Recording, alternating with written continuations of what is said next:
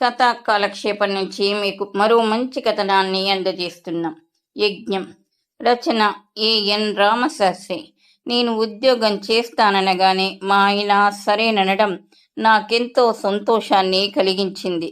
నా ఉద్యోగ ప్రయత్నంలో ఆయన నాకు సహకరిస్తుంటే నేను పొంగిపోయాను. భార్యకి ఉద్యోగం చేసుకునే స్వేచ్ఛ ఉందని గుర్తించిన ఆయన్ని భర్తగా పొందినందుకు నేను గర్వపడ్డాను.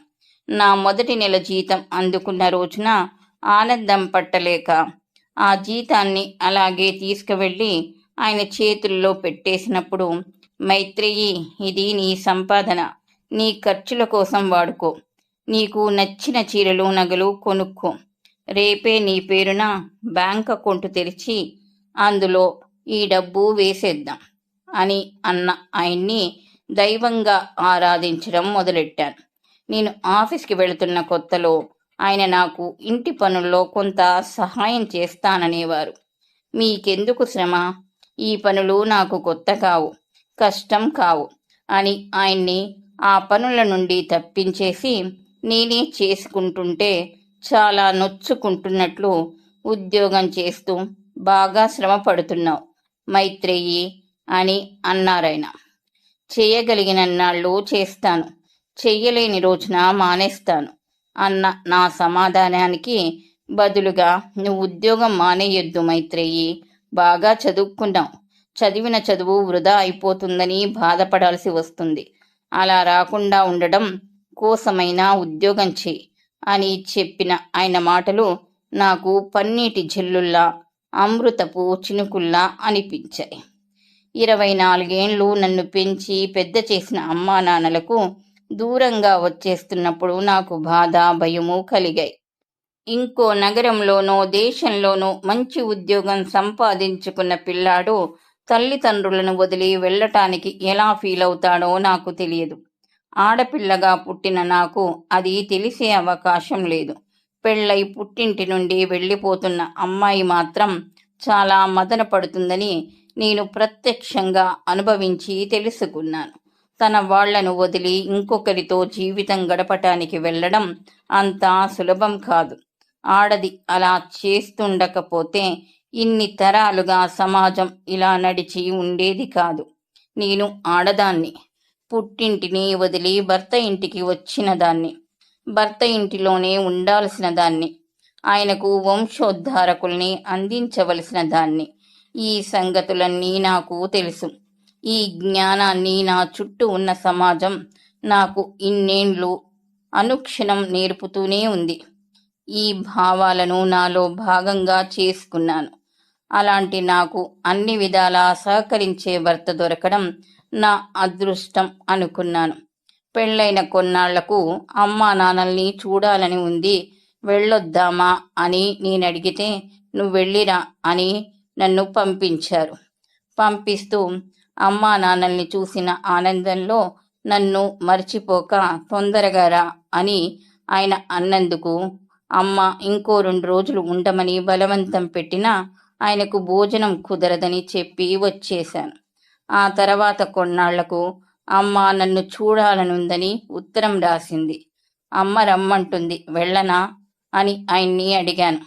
మొన్ననేగా వెళ్ళావు అని అన్నారాయన. అమ్మా నాన్నలకి ఎవరున్నారు, నేను తప్ప అన్నాను. ఇంకో నెలాగి సంక్రాంతికి వస్తానని రాయలేవా మైత్రేయి అని నన్ను ఆయన కోరితే, ఆయన కోరికను కాదనలేకపోయాను. సంక్రాంతికి వారం రోజుల ముందు నన్ను తీసుకురమ్మని అమ్మ ఆయనకి నాన్న చేత ఉత్తరం రాయిచ్చింది. వెళతావా అని అడిగారాయన. మీరు రారా అని అడిగాను నేను. నేను వస్తే అల్లుడి మర్యాదలు చెయ్యాలని శ్రమపడిపోతుంటారు వాళ్ళు. మామగారు రిటైర్ అయిపోయారు. ఆయనకి వచ్చే పెన్షన్ డబ్బుతో కాలం గడిపేస్తున్నారు వాళ్ళు. నేను రావడం వాళ్ళకి ఇబ్బంది. అయిన వాళ్ళు వస్తే ఎవ్వరూ ఇబ్బంది అనుకోరు. నువ్విలా చిన్నబుచ్చుకోకు మైత్రేయి. వాళ్ళకి డబ్బు ఇబ్బంది ఉన్నమాట నిజం. అంతేకాక అక్కడికి వచ్చి ఉండటం నాకు కష్టమే. అక్కడ ఇండ్లు ఇరుకు, సదుపాయాలు సరిగ్గా ఉండవు. నీకైతే మీ అమ్మా నాన్నల దగ్గరికి వెళ్ళడం కాబట్టి బానే ఉంటుంది. మీ ఇష్టం. అని నేనొక్కదాన్ని ఊరెళ్ళాను. ఆయన అమ్మా నాన్నల ఆర్థిక పరిస్థితి గురించి మాట్లాడే వరకు నేను ఎక్కువగా ఆలోచించలేదు. ఉద్యోగం కూడా నేను డబ్బు కోసం చేయడం మొదలెట్టలేదు.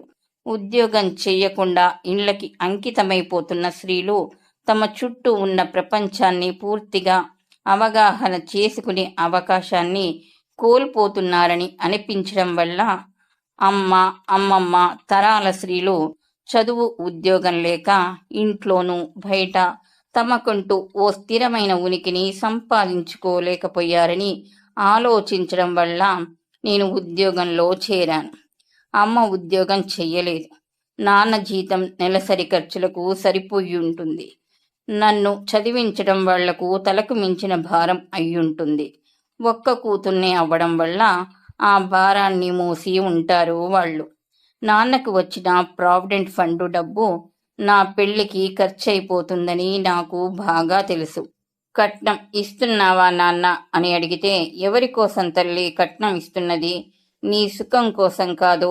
ఇస్తున్నది ఎవరికో కాదుగా, నిన్ను జీవితాంతం చూసుకోబోయే నీ భర్తకేగా అని నన్ను మాట్లాడనీయకుండా చేసేసి తన ప్రావిడెంట్ ఫండ్లో చాలా భాగం కట్నంగా ఇచ్చేశారు నాన్న.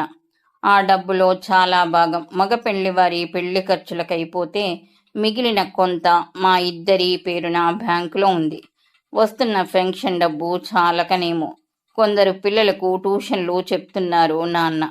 డబ్బు కోసం అమ్మా నాన్న అవస్థ పడుతున్నారని వాళ్ళు చెప్పకపోయినా అర్థమైంది నాకు.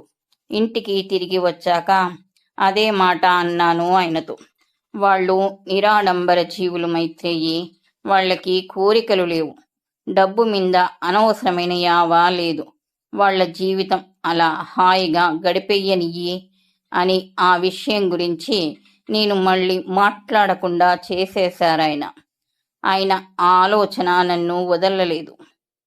నేను ఉద్యోగం చేయడం మొదలుపెట్టినప్పటి నుంచి నా సంపాదనలో కొంత డబ్బుని అమ్మా నాన్నలకి పంపించాలన్న కోరిక కలగసాగింది నాలో. ఆయన నెల నెల వాళ్ళ అమ్మా నాన్నలకి కొంత డబ్బు పంపుతారు. నేను నా జీతంలోంచి కొంత డబ్బును మా అమ్మా నాన్నలకు పంపిద్దామనుకున్నాను. ఆ విషయం ఆయనతో ఎలా ప్రస్తావించాలో తెలియలేదు.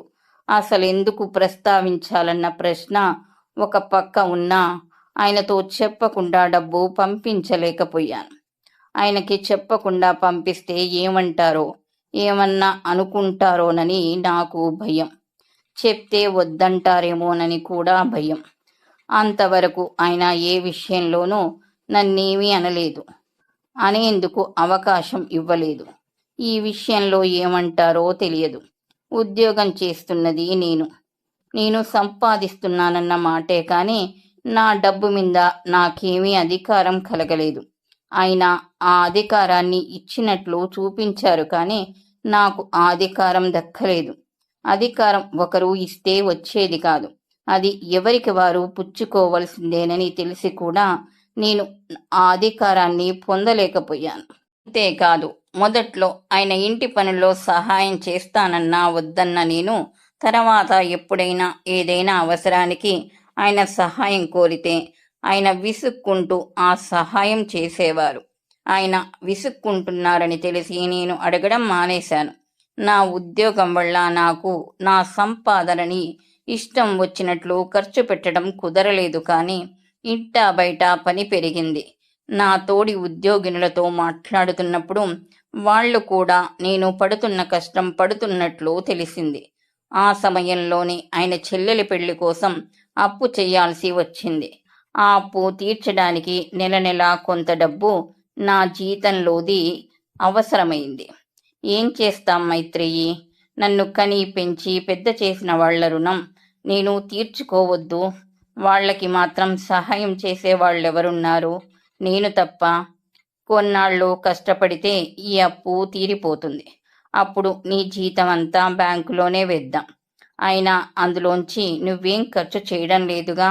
ఎప్పుడో మన పిల్లల చదువుల కోసమో పెళ్ళిళ్ళ కోసమో కట్టుకుంటే ఇల్లు కట్టుకోవడం కోసమేగా మనం ఆ డబ్బుని ఉపయోగించేది అని అన్నారాయన.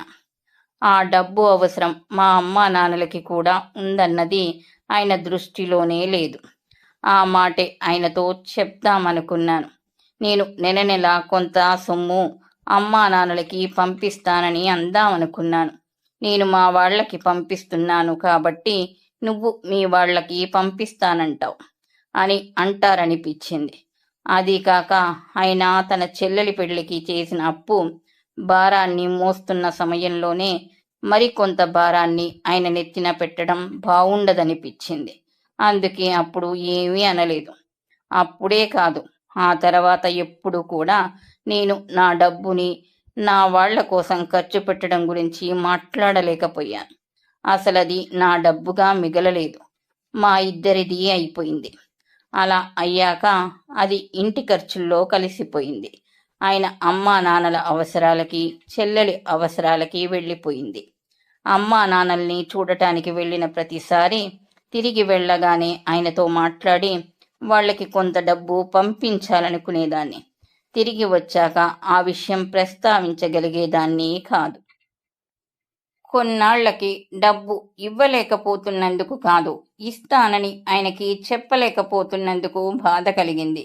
ఎందుకు చెప్పలేకపోతున్నందుకు నన్ను నేను తిట్టుకునేదాన్ని. ఎన్నోసార్లు ఏం చెప్పాలో ఎలా చెప్పాలోనని మనసులో చూసుకునేదాన్ని. అలా చెప్పలేకపోవడానికి కారణం ఆలోచించాను. నా స్నేహితురాళ్ళు కొందరితో దీని గురించి ముచ్చటించాను. అందులో కొందరు ఉద్యోగం చేస్తున్న వాళ్ళు, కొందరు చెయ్యని వాళ్ళు, అందరూ నా పరిస్థితిలోనే ఉన్నారు. ఎవ్వరికి ఆర్థిక స్వతంత్రం లేదు. ఉద్యోగం చేస్తున్న వాళ్ళకి, చెయ్యని వాళ్ళకి కూరలో, ఇంటికి కావాల్సిన సరుకులో కొనడానికి స్వేచ్ఛ ఉంది. ఒక పెద్ద ఖర్చు చెయ్యడానికి, అది ఆ ఖర్చు తన కుటుంబ సభ్యుల కోసం అయినప్పుడు నా స్నేహితురాళ్లలో ఒక్కరు కూడా స్వయంగా నిర్ణయం తీసుకోలేకపోతున్నారు. వాళ్ళ భర్తలు తమ సొంత సంపాదనని కాక తన భార్యల సంపాదనను వాళ్ళకి చెప్పకుండా ఖర్చు చేయడానికి వెనుకాడడం లేదు. ఈ పరిస్థితి కష్టంగా అనిపించింది నాకు. ఉద్యోగం చేస్తే స్త్రీలకు ఆర్థిక స్వాతంత్రం వస్తుందని, అందులోంచి భర్తతో సమానమైన హోదా వస్తుందని నేను చదివింది నిజం కాదేమో అనిపించింది. నేను 6 నెలల గర్భవతిగా ఉన్నప్పుడు పురుడు ఈ ఊళ్ళోనే పోసుకుంటానని అన్నప్పుడు, అదేంటి మైత్రేయి అలా అంటావు? నువ్వొక్కదానివే ఏం చేసుకుంటావు? అత్తగారు నీకు కావాల్సింది చేసి పెడతారు. హాయిగా మీ ఊరెళ్ళి పురుడు పోసుకో. తొలి కాన్పుకి నువ్వు పుట్టింటికి రాకపోతే మీ అమ్మగారు మాత్రం ఊరుకుంటారా అని నన్ను లాలించి పుట్టింటికి పంపించేశారు. పెళ్ళైన కొత్తలో ఇలాంటి మాటలు అర్థం కాక ఆనందించేదాన్ని. కొన్నాళ్ల వివాహ జీవితం తర్వాత భర్తలు ఏ సమయంలో భార్యలతో ఏం మాట్లాడుతారో అర్థం చేసుకున్నాక ఇలాంటి లాలింపు మాటల గూఢార్థం బోధపడింది. కాన్పు ఖర్చుతోనూ శ్రమతోనూ కూడుకున్న పని. అది అమ్మా నాన్నల దగ్గర అయిపోతే పుట్టిన పిల్లనో పిల్లాడినో తెచ్చుకుని హాయిగా ఆడుకోవచ్చు. ఆయన అమ్మ దగ్గరికి వెళ్ళడం వారికిష్టం లేని పని కాదు. ఇలా వెళ్ళడం నాకిష్టం లేదు. పైకి ఏమీ అనకుండా పుట్టింటికి బయలుదేరాను. నేనేమి అనకపోవడం వల్లనే ఆయనకి నన్నేమి అనాల్సిన అవసరం రాలేదు. నేను భార్యగా నా పాత్రను పోషిస్తున్నంతకాలం ఆయన మంచి మనిషిగా ఉండగలిగారు. పురుడయ్యాక 3 నెలల పిల్లని నన్ను తీసుకెళ్ళడానికి వచ్చారు ఆయన. ఆయనతో చెప్పి అమ్మా నాన్నల్ని తీసుకువెళ్దాం అనుకున్నాను నేను. నలుగురం కూర్చొని ఉండగా, నేను ఒక్కదాన్ని చేసుకోలేను అమ్మా, కొన్నాళ్ళు నువ్వొచ్చి సహాయం చెయ్యాలి అని అన్నాను. వెంటనే ఆయన మన కోసం కాకపోయినా మనవరాలి కోసం అయినా వస్తారావిడ. మామగారే కొన్నాళ్ళు ఒంటరిగా ఇక్కడ ఇబ్బంది పడాలి అని అన్నారు. ఈ వయసులో నేను శ్రమ పడే బదులు మీరే ఆ శ్రమేదో పడండి అని నాన్న అనలేదు. నాన్నని కూడా తీసుకువెళదాం అని నేను అనలేదు. ఆయన ఏదన్నా అంటే కాదనడం నాకు చేత కాదు. అలా అనడానికి నాకు భయం. ఆ భయం స్వరూపం నాకు అర్థం కాదు. అదెందుకో తెలియదు. ఆడదిగా పుట్టినందుకు నా అభిప్రాయాలు నా భర్త దగ్గర చెప్పడానికి నేను జంకాల్సి వస్తుంది. గట్టిగా నా అభిప్రాయాన్ని చెప్పగలననే ధైర్యం లేదు నాలో. ఈ పిరికి మందుని నాకు నా చుట్టూ ఉన్న సమాజం చిన్నప్పటి నుండి పోస్తూనే ఉంది. ఆ మందు ప్రభావాన్ని నా చదువు, నా ఉద్యోగం, నా సంపాదన, నా తెలివితేటలు, నా అందం ఏవీ పోగొట్టలేకపోయాయి. పిల్లతో తిరిగి వచ్చిన నాకు అమ్మ ఉన్నన్నాళ్ళు హాయిగా గడిచిపోయింది. ఆవిడ వెళ్ళాక ఉద్యోగానికి వెళ్ళి రావడం, ఇంటి పనులు చేసుకోవడం, పిల్లని చూసుకోవడం కష్టమైపోయాయి. పిల్లకి అప్పుడప్పుడు ఆరోగ్యం బావుండకపోవడం, పని మనిషి చాలాసార్లు మానేస్తుండడం, ఆఫీస్లో తోటి ఉద్యోగినుల సమస్యలని తక్కిన ఉద్యోగులు అర్థం చేసుకోలేకపోవడం, ఇవన్నీ నా కష్టాన్ని ఇంకా పెంచాయి. ఆయనకి తోచినప్పుడు ఆయన కొంత సహాయం చేసేవారు. ఆ చేయడంలో నీకు సహాయం చేస్తున్నాను సుమా అన్న ధోరణి బాగా కనిపించేది. మీ నాన్నగారు ఎప్పుడైనా మీ అమ్మగారికి ఇలా సహాయం చేసి ఉంటారా అని అడిగేవారు. మా అమ్మ ఉద్యోగం చెయ్యలేదు. ఆవిడ సంపాదన ఆయన ఖర్చు చెయ్యలేదు. ఆవిడకి ఇంటి చాకిరి ఒక్కటే. నాకు ఆఫీస్లోనూ ఇంటిలోనూ చాకిరి అని అందామనుకుని మానేసేదాన్ని. ఆయన్ని ఏదన్నా అంటే ఆయన నన్నేదో అంటారు. మాట పెరిగితే సుఖశాంతులు ఉండవు. శాంతి లేని కాపురం కన్నా కొంత శ్రమ పడడమే నయం.